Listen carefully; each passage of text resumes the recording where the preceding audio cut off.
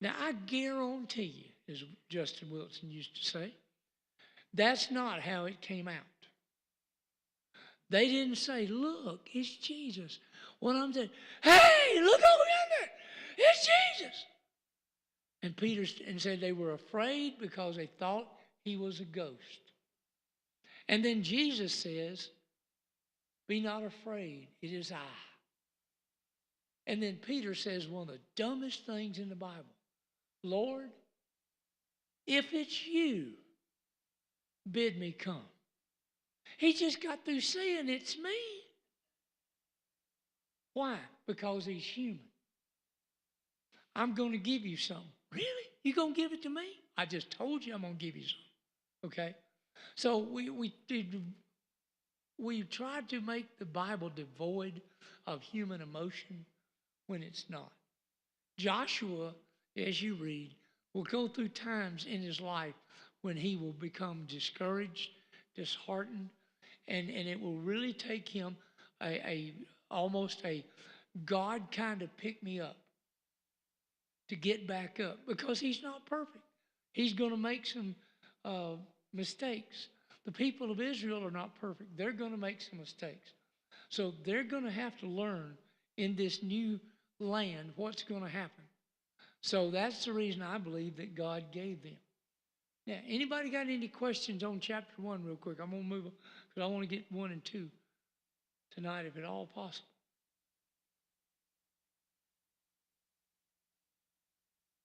All right. In chapter 2, first 2 verses, we're told that Joshua sends out spies to spy out Jericho. Now, Jericho is just across the Jordan River from where they are.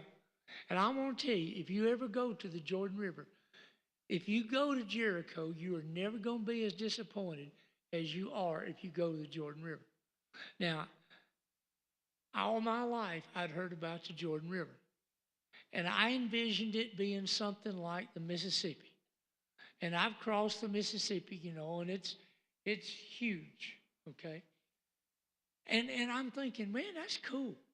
And I get over there, and at the widest place that I ever saw the Jordan River, it was maybe as wide as this building.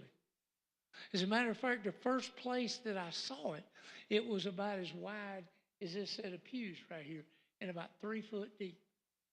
Because it comes out under a mountain cave near Caesarea Philippi.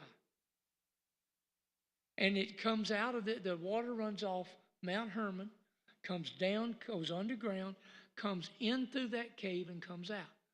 As it gets down below, almost across from Jerusalem and above Jericho, the Jews have dammed it up.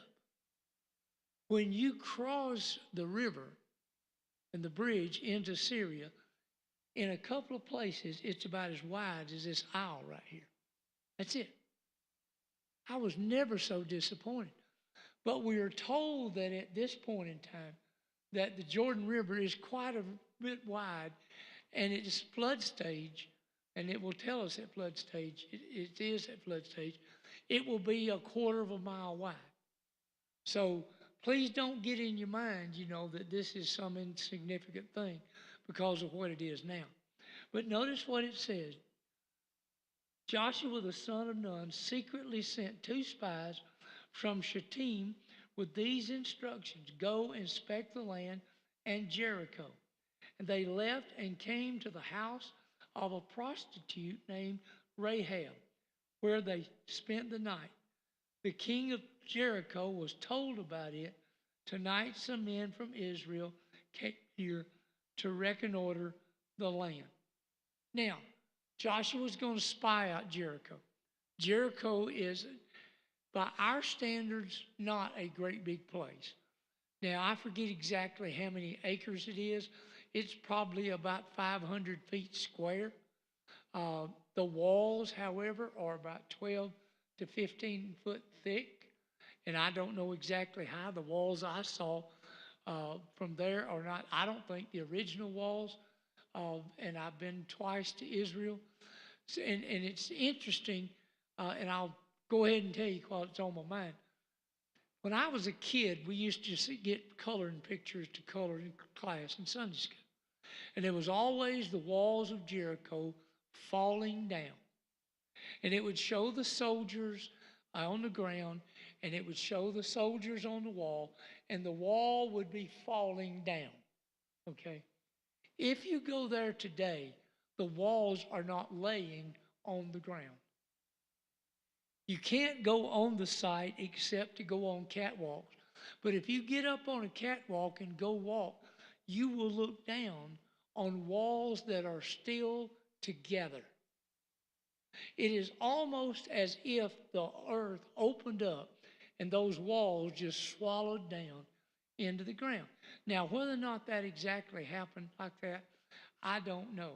But I have thought to myself 100 times, did God just open up the earth and the walls slid into the earth? Because it says that the army of Israel walked across, went into the city, and took the city.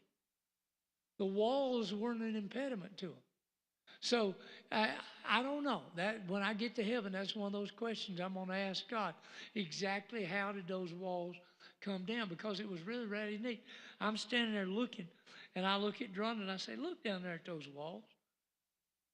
Look how they're built. They're still together. They're not scattered around like you would think a wall would be. But Joshua sent 2 spies. They went in. Now, they went to a woman by the name of Rahab. If you'll go read Matthew 1, she's one of the 4 women that's mentioned in the book of Joshua. The book of Matthew and Jesus' genealogy. Now, here was a woman who, in all likelihood, had fallen into sin because she is said to be Rahab the prostitute. I don't think that God would have allowed that to have been put in there if it hadn't been true. You know, everybody has skeletons in their closets. You ever found any skeletons in your closets? I have an extended family that goes back several hundred years, and we had a distant aunt who many years ago was big on genealogy. Every year we had a reunion. Every year she brought out new pages to the genealogy. That book was about that thick.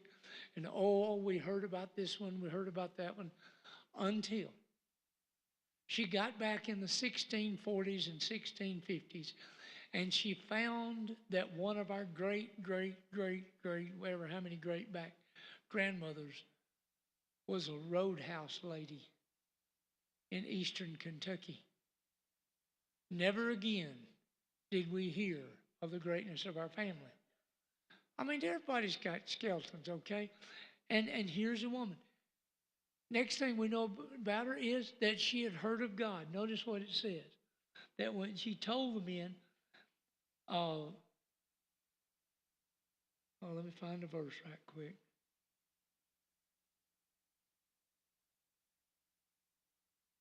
Anyway, she had heard of them, and okay, however, the woman, after taking the 2 men and hiding them, replied, yes, the men did come to me, but I didn't know where they had come from. The men left around the time when they shut the gate when it was dark. Where they went, I don't know, but if you chase after them quickly, you will overtake them. Now, verse 10, we've heard how Jehovah dried up the water in the Red Sea ahead of you when you left Egypt, and what you did to the 2 kings of the Amorites on the other side of the Jordan, Sihon and Og, that you completely destroyed them. So she had heard of God and what he had done for them. Okay? So now she understands we're in their way. We are standing in the middle of the path to the land of Canaan. Now, if you look at the land of Canaan, and just to just a minute talk, let's say this is the Mediterranean Sea over here, and this is Jordan over here. Okay,